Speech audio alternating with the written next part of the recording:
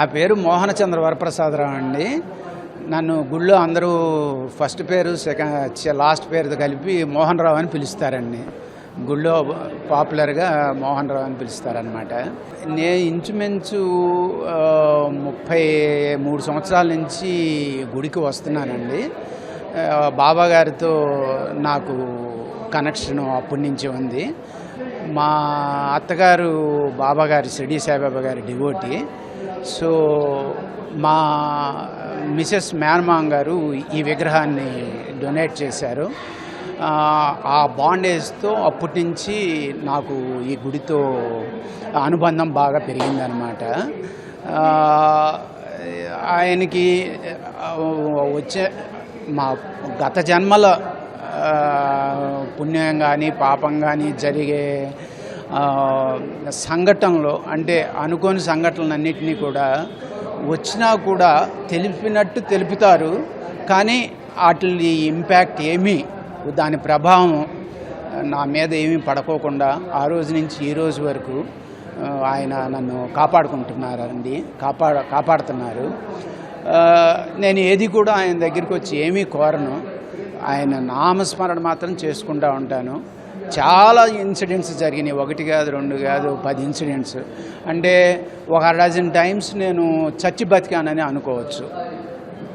కానీ అటువంటి ఇన్సిడెంట్లోంచి కూడా నన్ను బాబా గారు బ్రతికించారు. ఇకపోతే గురు పూర్ణిమ యొక్క ప్రాముఖ్యత ఏంటి అంటే, ఇప్పుడు బేసికల్గాను తల్లి, తండ్రి, గురువు, దైవము అని అంటారు. మొట్టమొదట తల్లి, ఆమె మనకి దేవత అనండి, దేవుడు అనండి. తర్వాత తండ్రి, ఆయన కూడా ఒక దేవుడే. తల్లిదండ్రులు మనకు ప్రథమ గురువులు అయితే, నెక్స్ట్ గురువులు మన విద్యని నేర్పుతారనమాట. ఈ గురువుల్లో కూడాను చాలామంది గురువులు ఉంటారు. అందులో సద్గురువులు చాలా అరుదుగా ఉంటారు. అటువంటి సద్గురువుల్లో మన షిరిడి సాయిబాబా ఒక ఆయన అనమాట. ఆయన నమ్ముకున్న వాళ్ళని మన వేలు పట్టుకుని నడుపుతూ ఉంటారనమాట. ఈ సద్గురు అనేది ఎందుకో అవసరము అని అంటే, అసలు మీరు ఒక్కసారి ఆలోచిస్తే, మీరు ఎక్కడి నుంచి వచ్చారు, ఎటు పయనిస్తున్నారు, ఎక్కడికి వెళ్తున్నారు అనేది 3 క్వశ్చన్లు కనుక మీరు వేసుకుంటే, మీకే మీ జీవితం ఏంటో, మీ నడక ఏంటో, మీరు ఎలా నడవాలి, ఎటువంటి సత్ప్రవర్తన, సద్బుద్ధి కలగాలి అనేది మీకే తెలుస్తుంది. ఈ సద్గురువు మన్ని ఆధ్యాత్మికంగా ఆత్మని తెలుసుకోవడానికి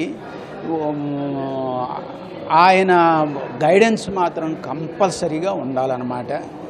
ఆయన గైడెన్స్ ఉంటేనే మీరు ఆత్మని మీరు తెలుసుకోగలరు అన్నమాట. ఒక్కసారి మీరు ఆత్మ నిరూపణ కనుక చేసుకోగలిగితే, స్వస్వరూపంలో ఉన్న మీ ఆత్మని కనుక తెలుసుకోగలిగితే పరమాత్మని చేరుకున్నట్టే. ఏదైనా మీరు ఎక్కడైనా ఏదైనా ఒక పనికి వెళ్తున్నప్పుడు ఎట్లా వెళ్ళాలి, ఏమేమి ఉంటాయి మధ్యలో అని మీరు అనేక రకాలుగా అన్నీ తెలుసుకుంటూ ఉంటారు. అట్లాగే ఆత్మని, స్వస్వరూపాన్ని తెలుసుకోవాలి అంటే ఈ సద్గురువు షిరిడి సాయిబాబా సద్గురువుని అందరూ తప్పకుండా ఆశ్రయించి నడవాల్సిందే.